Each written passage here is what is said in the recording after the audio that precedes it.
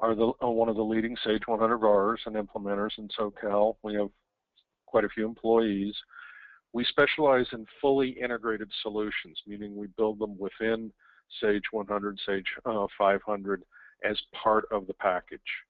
We're a publisher of the Maestro suite of many of our products, such as material planning, warehouse, field service, rental management, and apparel, all of which work with our point of sale and credit card solutions. We have over 1,000 customers and over 100 resellers, and we're a Sage development partner. We're one of the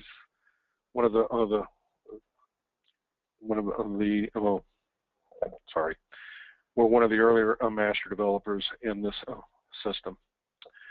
We kind of want to touch a little bit with the reasons for this seminar in terms of PCI and compliance, what it means to you, the end user and reseller.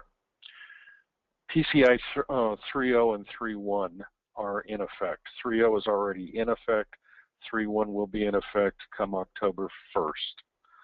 What this is that all merchants must be PCI 3.0 compliant. That means you do not store any of the customer credit card information on your system. You can have tokens, you can have references to it, but you cannot have the actual data. Failure to comply, you will be charged penalties by your card processors and the bank. For mail order and telephone order, that means that's all you need to do. But for point of sale, you must be PCI 3.1 compliant, processing cards using an EMV or chip reader. That's ones that slide in and have a little chip on the card. Failure to comply, not only will you get penalties, but you, the merchant, will be liable for any fraud on the card, even if that fraud doesn't occur at your location. So they just figure out if you're still using the older card swipe technology, it's not compliant. Okay.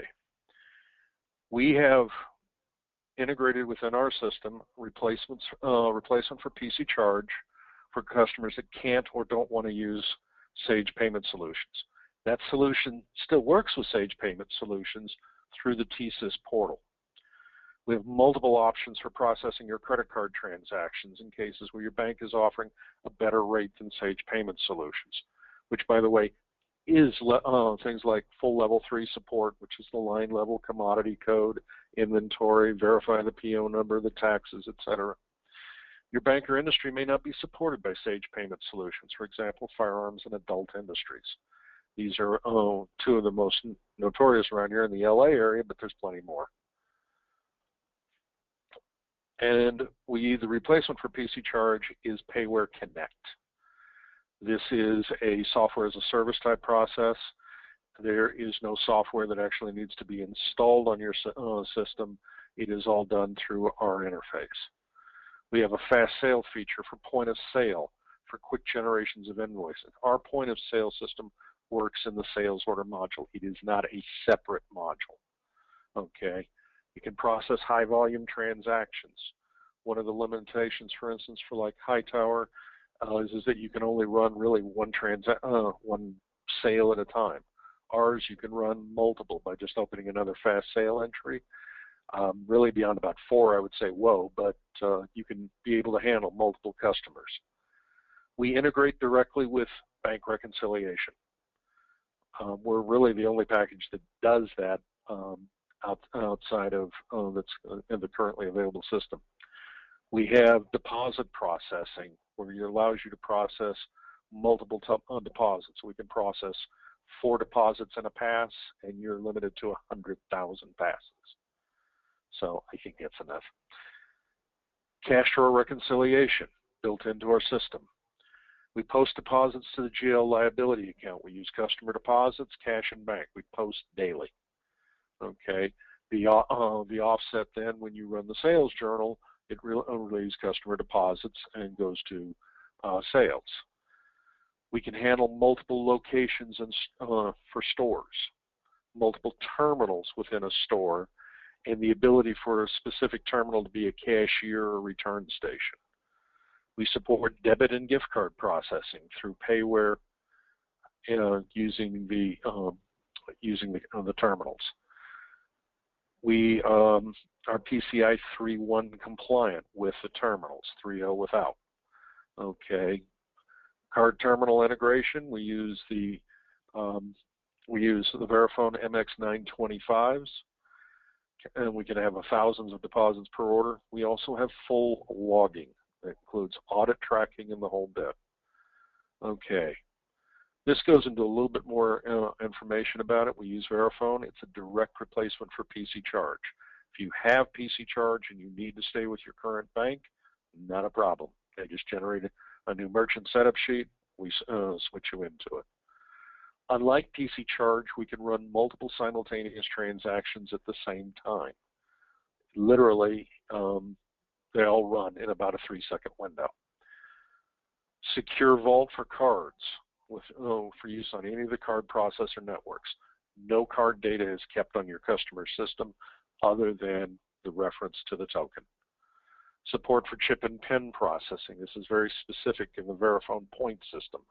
We're using the point system because it takes care of a number of issues that we have seen with card terminals over the years. One of which is maintenance of the terminals, setting up the terminals.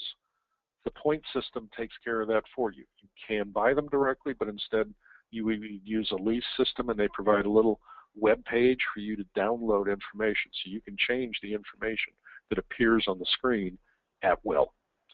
Okay, it is fully PCI 3.0 compliant. Our system also supports ACH as payments, literally be able to take a payment in point of sale or through credit card, and refunds. Support for gift processing through the point system, and Payware is also supported by Magento. So you can start out orders on the website and literally have them walk into your store and pick it up and pay for it then, and it will all work. This is an example of the point system terminal. This is the MX925. There's a little bit smaller one called the 915, but they work the same. If you notice here, there's a slot in the front. That's for the chip readers. You also have the card swipe for up until October 1st. These will still be valid. You would also use them for debit processing and gift cards. Notice here that you can have like the little menu. You can literally ask questions, and you can run like little little demos. You can ask questions. You can do everything with this. This is a very sophisticated system. Now we go into our fast sale. Now, one of the things that we do is we set up for each terminal and location specific to that terminal. We have customers that have currently 8 stores running this, and each terminal is considered unique. Obviously, the invoice date, invoice type, you can set it for it automatically defaults to be a credit memo, so you can set up a return desk, for instance. Okay. Ship date automatically sets ship via for those locations that need that for tax purposes. Typically, it'll be walk-in or that sort of thing, but whatever. FOB, we set it. It's just because this is our fast sale is based on Sage's invoice data entry. It's essentially a one-step invoice, but we set it on the per terminal. Sales tax schedule. If this is not is entered, this becomes the sales tax that is used for all transactions. If you leave it blank, it will use it from the customer. So that allows us to do things like set up for farm credit and whatnot. Auto default quantity order to 1 if your product is barcoded. It allows you to just simply scan it, and it will increment the count. Auto increment invoice number. This sets it up so if you have volume of people coming in, it automatically sets fast sale up for the next customer. You don't have to use it. It's an option. Process sales order. You may not want to use sales orders as layaway or special orders, in which case they can only do cash sales or walk-in business. Force for full payment. If you're a cash-only business, this is pretty much you want to set this, okay, because you pay in full before they leave. Good example would be something like a 7-Eleven. It's always cash. Cash customer. Because of some of the quirks in the way Sage handles a cash customer account, it basically wipes out any deposit information. We have to set up a separate account. You also use this for your stores, so you'll have one for each store. Okay, this keeps track of all sales, particularly if you do it as an open customer, and it allows you to keep track of every sale that you do. Okay, this is the actual fast sale entry screen. Notice that we have various function keys here. This speeds everything up. F5 starts a new invoice. F9 says it's a walk-in. Otherwise, if sales order is enabled, it stops at the sales order, so you can enter a sales order. Okay, and it will default to the salesperson for the walk-in customer, or they can override it. There is a feature, if I go back one step here, replace customer's default salesperson with the user ID. You can that can be used to do that for you. It's based on how you log in. Okay. We have a scanning function because Sage now gives, in their price code processing, the ability to give price breaks based on the quantity ordered of something. So if you scan in this field, it will automatically find the item in the list and increment the count. Otherwise, if you scan from this field, it just keeps track of them 1, 2, 1, 1, 1, 1, 1. You can click on any line, obviously, and change the quantity.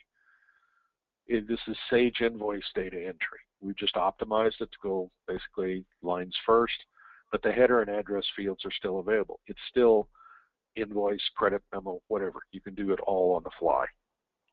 All right. All the other standard Sage fields are available. Okay. As soon as you hit F8, it's going to jump into the payment screen. And in this case, for instance, we did cash. Okay, it will automatically calculate the change due based on cash, and it will write that as a separate record. Okay, so you see it here, and we keep track of everything. Okay, there is no summaries of anything. So for the purpose of this, it will automatically set up a change and will tell them this is the amount that you tendered back to the person. But as you can see there, you have 4. Okay, you can do up to 4 transactions at a pass. That means you can do, for instance, a good example is prepaid cards, where a customer will swipe it and it might only be good for $50. Depending upon how you request that we set it up, we will either decline if it's over the amount of the prepaid card, or it will give you the balance of the prepaid card as a deposit and adjust the deposit amount to that amount.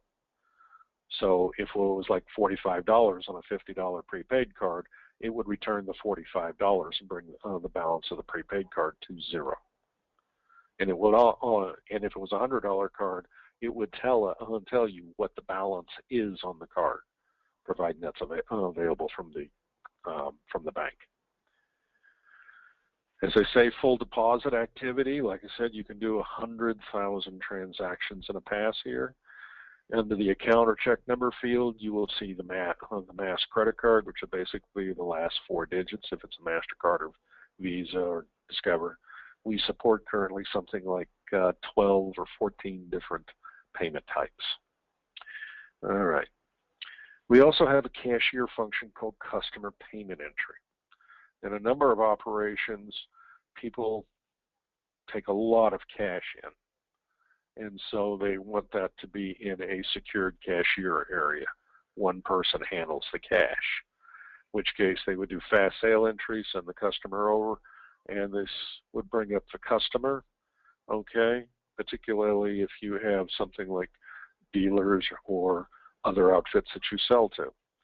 This allows you in one pass to pay today's orders, invoices, and their unpaid invoices in one pass.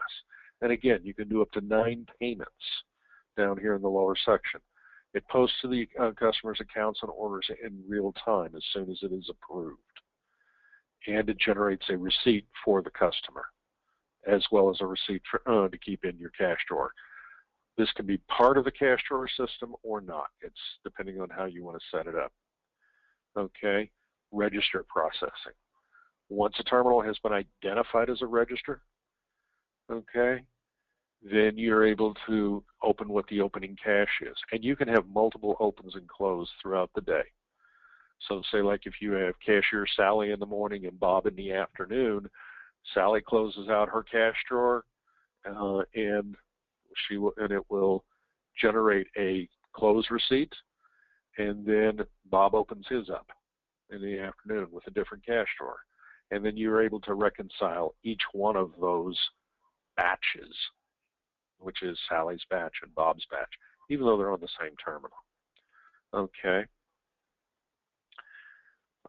Going back in here, as you can see, we keep track of it. This is a crystal form. It's easily modifiable, and it is formatted to print out on a register tape or a laser, whichever you use. We do support register cash register printers, or register ones that the 80 millimeter wide or 3-inch like that, and we process cash drawers through that using the Epson TM88 interface. So you can have either receipt or use invoices. Either one works. We have the credit card journals that post to the cash and bank and reconciliation every day. This includes any sales order deposits. So if you've taken a phone order, or you've taken a special order that you put on the sales order so you can order it from the manufacturer, or you have orders coming in from a website in addition to your point of sale operation, we record that deposit to your cash and bank every day. Okay. It also, if integrated, posts the bank reconciliation each day. And it does it by payment type. And you'll notice here we're in the thing, it says source. I is invoices. That means that was a one-step invoice. It would be also have O for orders, and A for, R for any payments that are done to on-account customers. All right. There's also an A that can show up in this for AR invoices, because we also support AR invoice entry too. And it posts automatically to the bank reconciliation, as you can see, by payment type. Okay, so each one of these that are updated, it can do. And you can post it by none, which means it doesn't post, or it posts in summary. You can post by merchant code, which typically is your different locations, or merchant code and payment type, or just by payment types. It depends. If you're running multiple stores, you will probably do it by merchant code and payment type, because then you can see literally what is the deposit for each of your stores. Okay. All right. And with a little bit more, we do other things as well, and all of this is integrated. We can do inventory allocations, multi-bin, container tracking with our multi-warehouse functionality, core processing, UPC. We link to Magento.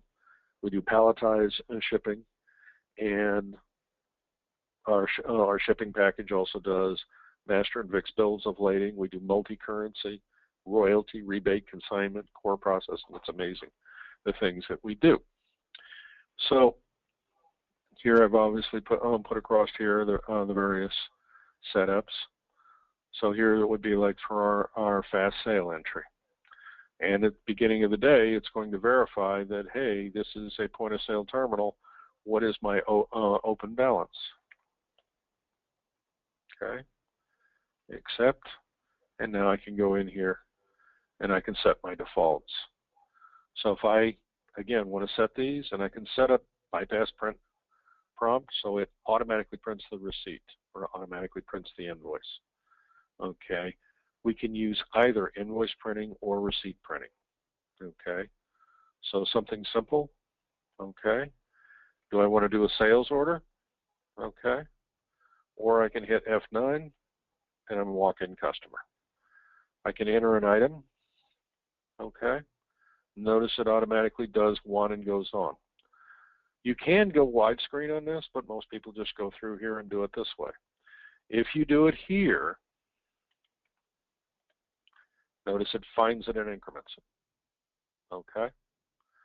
So, and then you can go F8, and it automatically goes into the payment type. All right.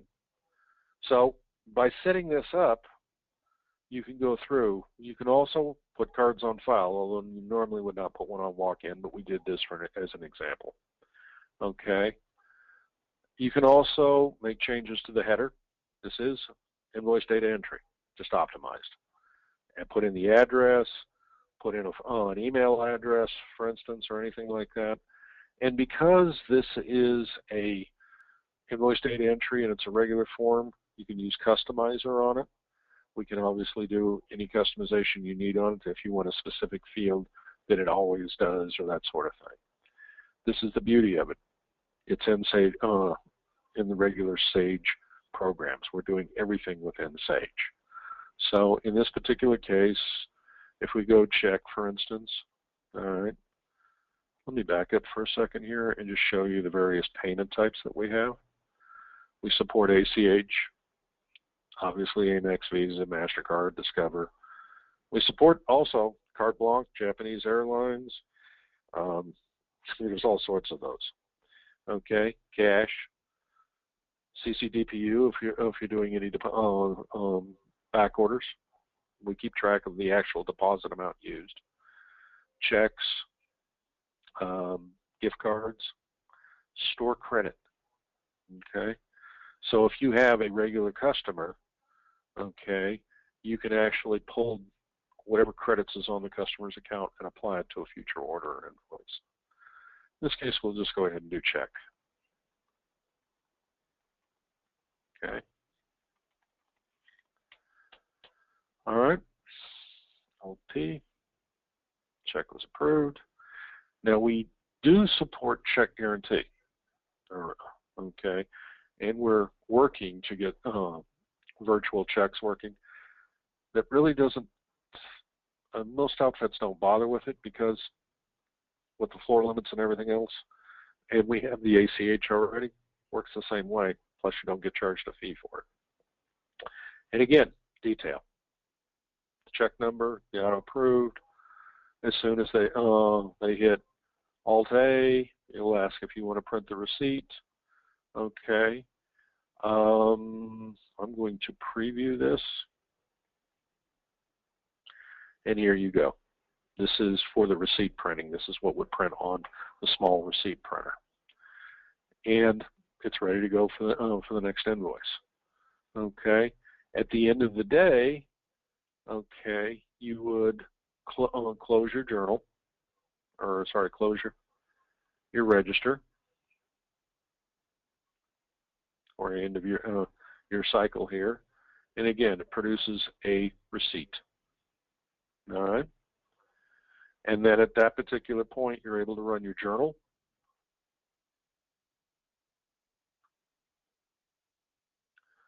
And as you can see, we did a one-step invoice. It will also do it by bank code if bank reconciliation is turned on, so you can see exactly what's being deposited in each bank. And also by merchant. Okay, so you see multiple locations. Or you see deposits because you can have a separate merchant code for e-commerce, and that flows on down through.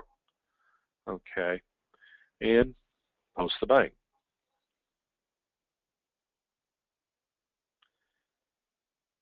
Come on, Slowpoke. There we go. Okay, and here's your deposits. Literally, cash and bank, customer deposits. And yes, you want to update the journal. Now you're able to go through and do your regular sales order, daily reports. Okay.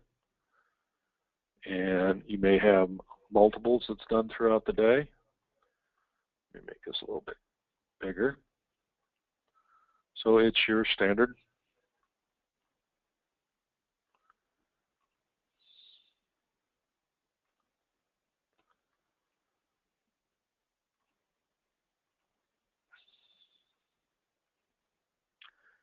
and that's a day.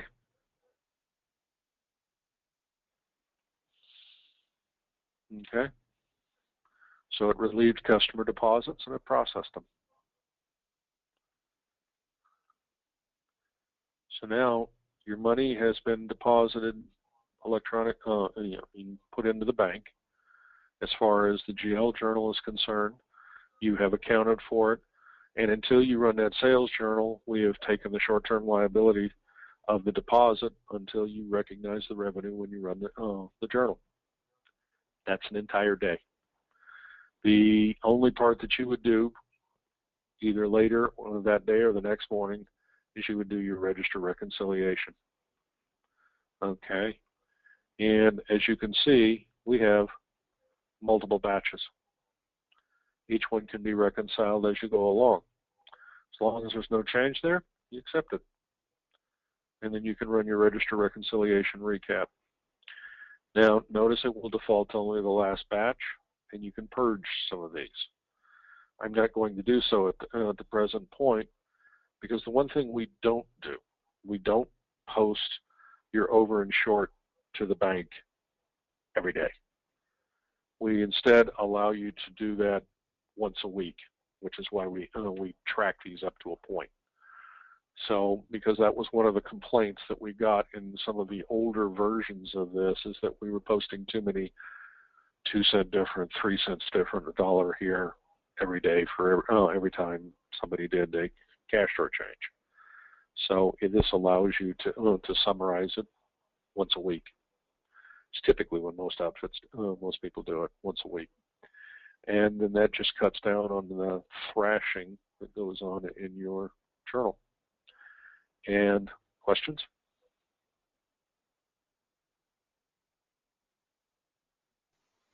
So we have quite a few questions. Bob, are you ready for the questions? Yeah, definitely. Absolutely. All right, perfect. And while we announce the questions, everybody, I'd like just to have some polls up on the screen so we can get through some polls that we'd like to ask the audience. So I'm going to go ahead and launch the first poll here. If you could just take a brief moment and answer this poll: which version of Sage 100 ERP, Mass 90, are you running? Below Sage 100 ERP 4.5 or above? If you could just take a second to answer that. And we do have quite a few questions. Thank you, Richard, for your questions here.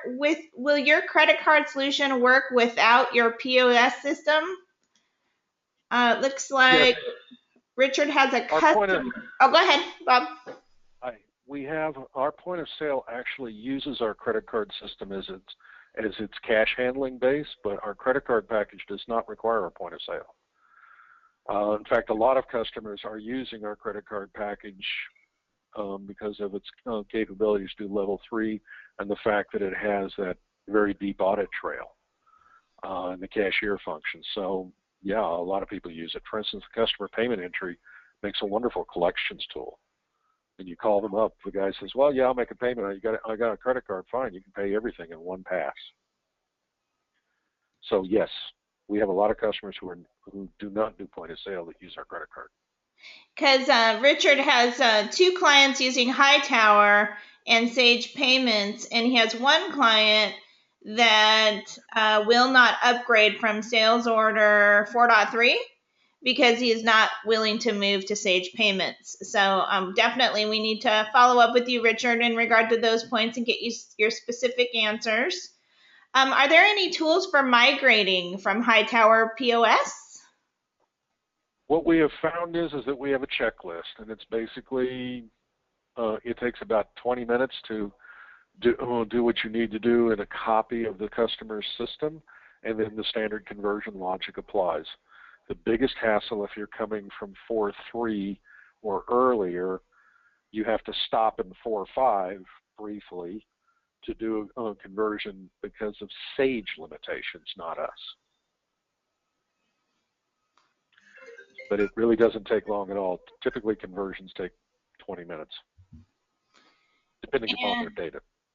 And I have another question. Are you currently using a point of sale system?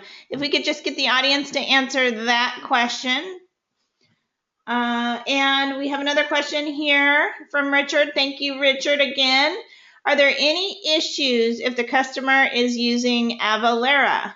And we also have another combined question. Similar to that, so I'll just announce these two questions together, Bob, if I may. Does your POS system work with the Sage sales tax module? Yes.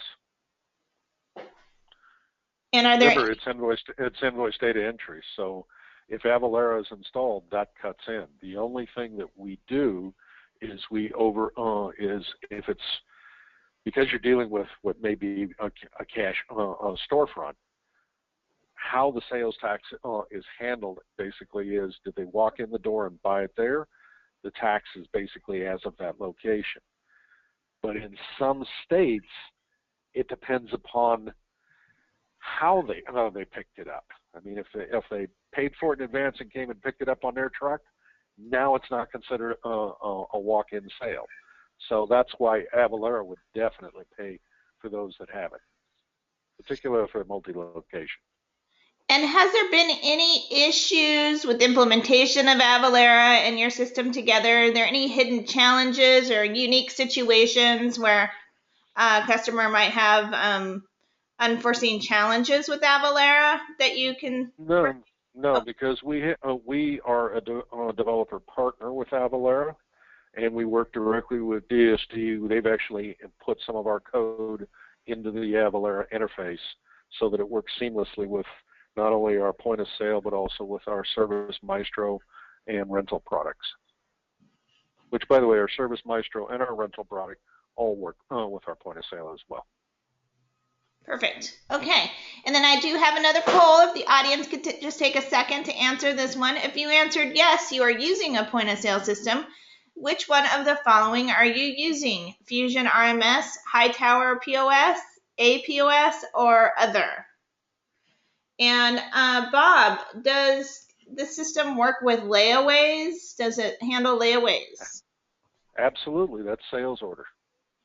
What you do is you go in and you set up a sales order as the layaway.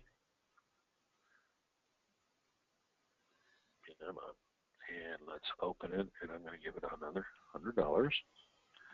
Okay. And I'm not showing your screen right now, Bob. Hold on one sec. We're just finishing up this poll, and I will get out of the poll. And I just see that we have 38% voted.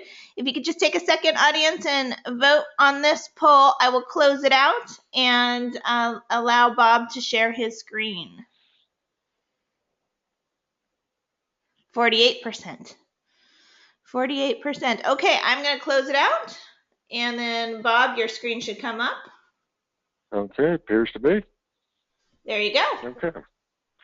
All right, so basically you would just, now the only thing we recommend is that you would create a customer for a layaway, because they're going to be dealing with it, and they can be set up as a temporary customer.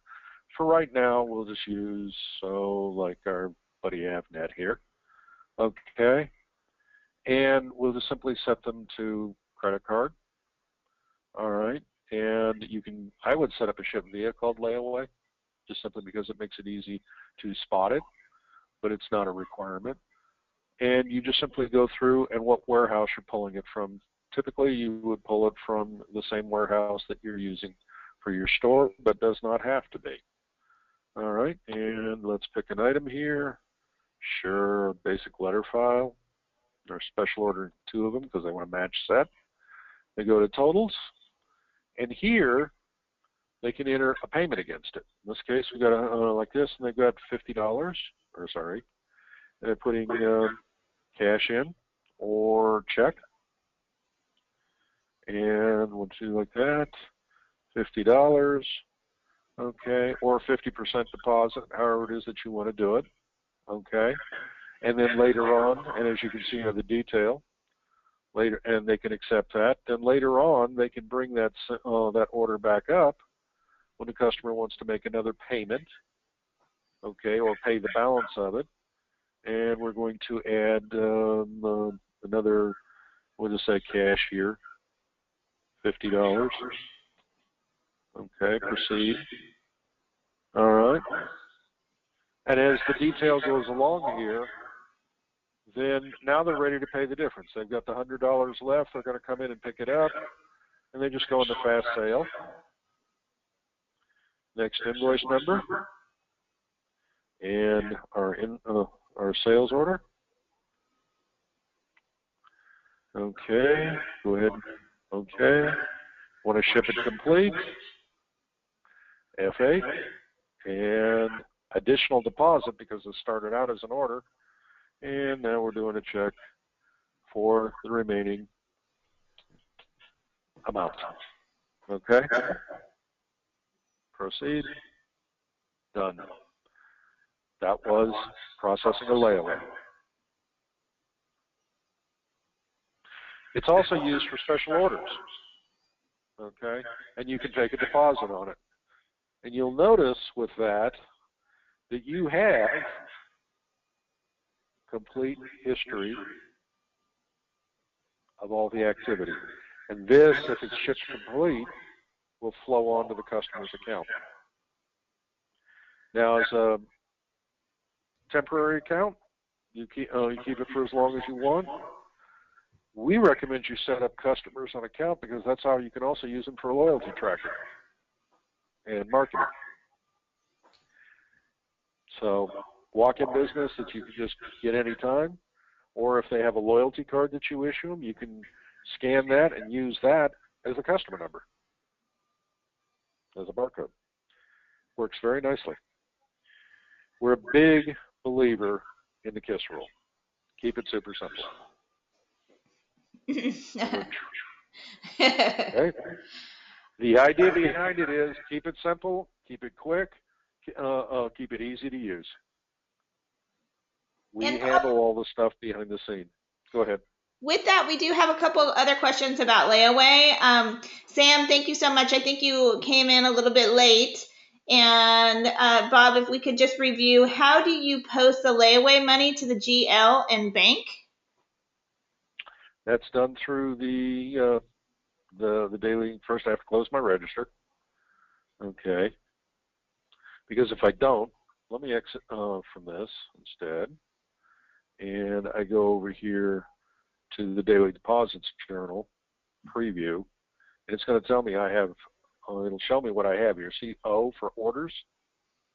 Okay. This is deposits that are on sales order. Okay. It's.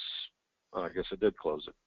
Okay, and it goes through and it shows all these things, including what we post to the cash and bank. I'm going to say no here because I want to bring it back up again. Okay, this is what's going to be posted in general. This is posted to the bank by bank code. Okay, cash and check going into bank code A. This is what will be posted to bank reconciliation and to cash and bank, which it does every day. Okay, and in this particular case, this is what's processed as considered part of the merchant code, which would be of the location. When you update it, yeah, I'm on Slowpoke. It posts to cash and bank, customer deposits. The way our system works, after you've run the sales journal, you've run the sales order deposit journals and the invoice journal. What's left on deposit with the on sales orders is what's in your customer deposits account. They should balance, and we have reports and inquiries that do these various things, like open deposits on sales order. And you can exclude invoiced orders, so you're only looking at the what's actually on deposit. As you can see here, we have a lot, and you see all of the detail behind it. Okay? So that you're able to, at the end of it here, this should be the money that is in the customer deposits account.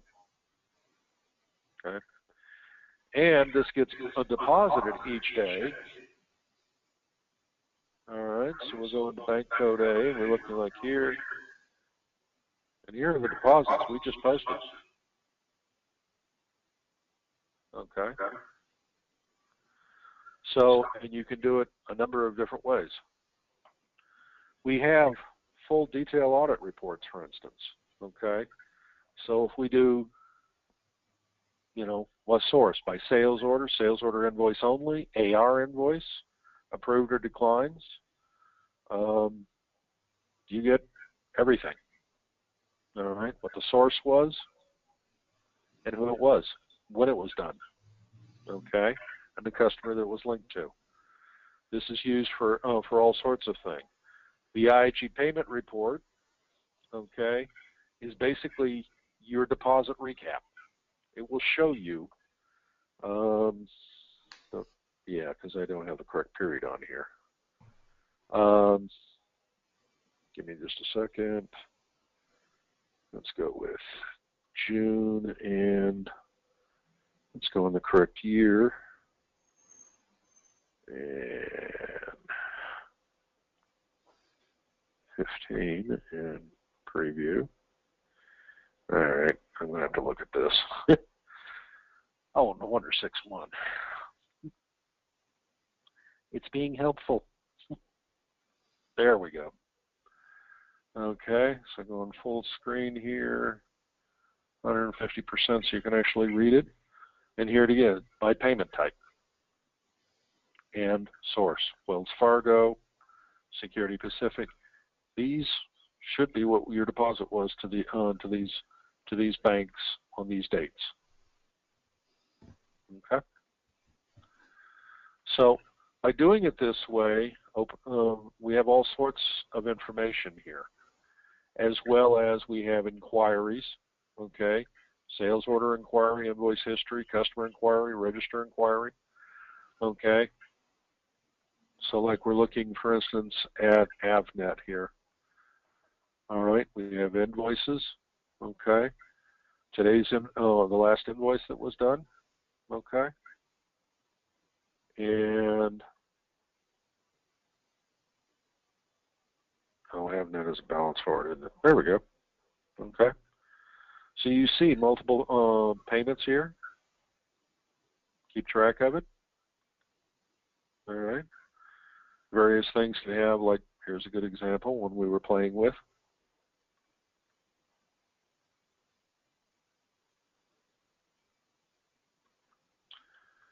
Okay. And it is tracked on here, as well as whatever deposits are on sales orders. And we say no here. See here, this one's being invoiced. But you can still look at the deposits on it. As well, you go to invoices here. Here is all activity, credit card activity, for this account, including declines. You see everything. All right? As you can see, we test with this a lot. You can also go to credit cards, pick one on whichever one is on file. Okay. Select, and you can see its activity as well. All right. And we tokenize this and put it in. We were talking also too, we have the ACH. We have the ability, if you turn on ACH, of setting up what they use, and we can use this as a payment type. And note in the setup that we actually had 2 ACH payment types, ACH and ACH credit. For those customers who have sweep accounts, you can't usually do an ACH credit out of the sweep account. You have to use a different account. Okay? So you can do all of this. Cancel. I think it's because I have a sales order open. Yep. Oh, Sage Security. No. All right. Any other questions? Oh, yes, we have quite a few. Is this solution integrated with the PayTrace gateway? Thank you, Kevin. Yes, it is. We do level 3 and level 2 through it. And I believe you answered this question, Bob. So just let me know if you answered this. I just want to make sure we're clear for for Sam here. Can you process more than one deposit for a sale, like a furniture store, deposit 1, deposit 2? I believe you answered that, correct? You're limited to 400,000 deposit transactions per order. Is that sufficient? And then let us know, Sam, if you would like us to elaborate on that. Kevin has a question here. What is the cost of Sage 100 solution and the Sage 500 solution? You would need to talk to our sales staff on that, but I believe, I know the Sage 100 is, our point of sale is like $24.95. Okay, is the list, but verify that with Janice or Gary. And let's see, it looks like we have several people running the Hightower system. And yes, Mark, we are recording this session, and I'm going to send out the recording along with contact information for IIG in an email this afternoon. So thank you for that question. And Richard, another question. Can you attach the serial number to the sales order layaway? Yes. The standards Sage processing in terms of lot serial is available there. If you need more, we can also reserve product using our RBO product, and we can even, if you use our multi-bin product, you can even put it into a traveler bin and stage it. So the standard Sage serial number processing is available.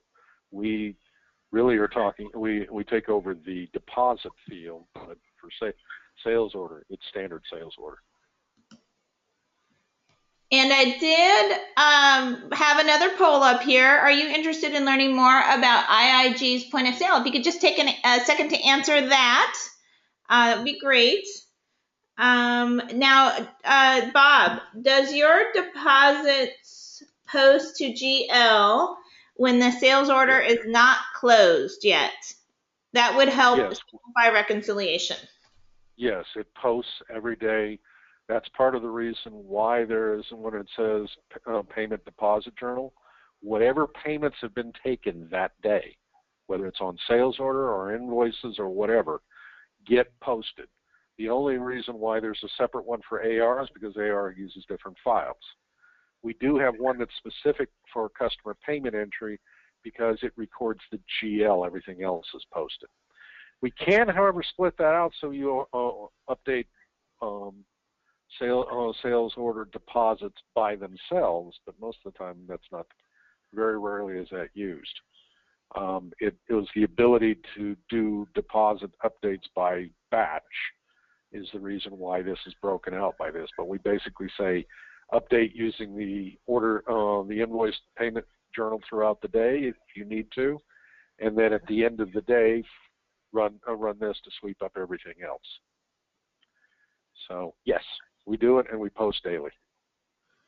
And do you create the NACHA file for the ACH payments? Yes, we do.